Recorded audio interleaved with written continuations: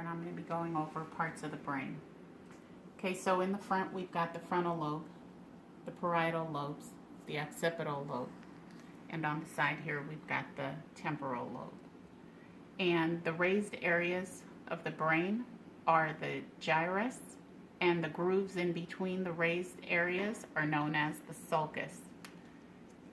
In the middle here we've got the longitudinal fissure that separates the right and the left cerebral hemispheres.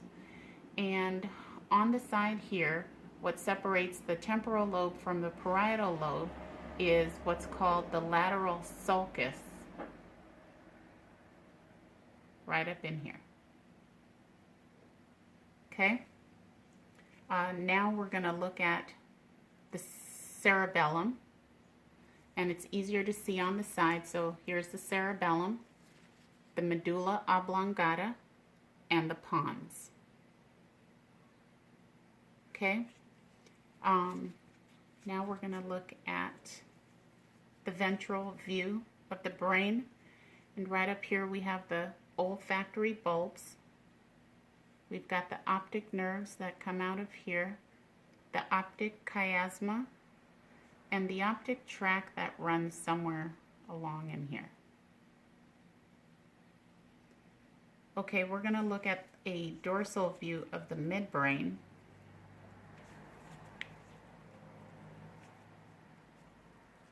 Again, this is the cerebellum.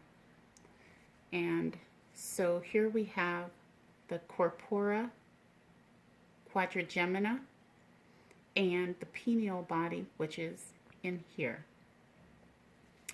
When we look at a sagittal view of the brain, here we have the cerebrum, corpus callosum, and the fornix, right here. Now the lateral ventricle is right in here, and the intermediate mass of thalamus is right in here. The medulla oblongata, if you see right here, directly on the other side, right in here, and the pons right here. The fourth ventricle, somewhere right about here.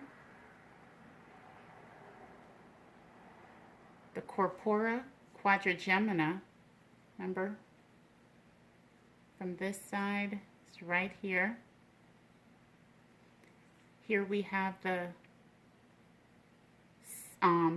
cerebellum with the arbor vitae, which is actually white matter.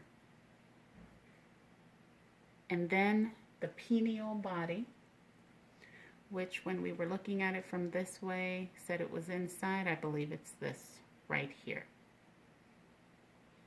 And that is it. Thank you.